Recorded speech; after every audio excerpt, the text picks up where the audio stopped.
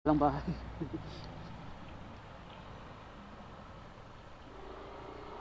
So yun, first time nating pumasok dito mga idol. So maraming salamat pala sa ating mga followers, no, mga new followers. Salamat sa inyong suporta. So ginawa ko to mga idol kung bakit gusto ko rin mag vlog. Hindi naman sabihin na gaya-gaya ko sa iba. Siyempre maraming nagkaroon ng magandang buhay sa kapag-vlog, at isa pa ron, kailangan ko rin kumita, no, ng dagdag income.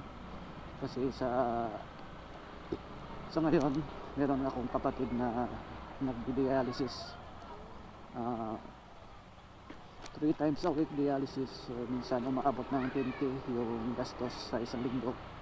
So hinahati ko na yung sahod ko every 15 days, binibigay ko sa kanya yung kalahati, at yung kalahati naman para pang gastos dito sa akin. Kaya sana mag-click yung vlog natin, at hindi naman ito ay pang sariling interest lang, hindi, makatulong sa kapwa, at lalong lalo na sa aking kapatid. So sa lahat ng mga followers ko, maraming salamat mga idol. Daghang salamat sa kanyo tanan. So medyo samok mo di, medyo magulo din palang lugar na to, no? Pag ganitong oras, maraming biyahero.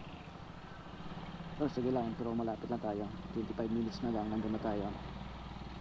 Pero yung 25 minutes mga idol, no, malayo-layo pa yan. Depende kasi sa takbo mga idol. Kung takbo mo mabilis ay 25 minutes lang yan. Maraming uwian, mga estudyante mga idol. Uwian ng mga estudyante, kaya pala maraming tao. Kaya pala medyo magulo ang daan, kasi uwian ng mga estudyante. So alas 6 na kasi ng gabi, ng hapon. So baga itong daanan na to na may bakod mga idol ay ano na to, expressway.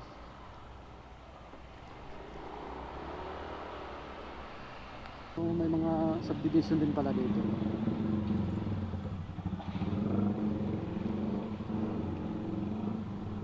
Hindi tayo makasingit-singit mga idol guys, kasi yung natin, may ilaw tayo may ilaw tayo sa gilid, may cross guard tayo.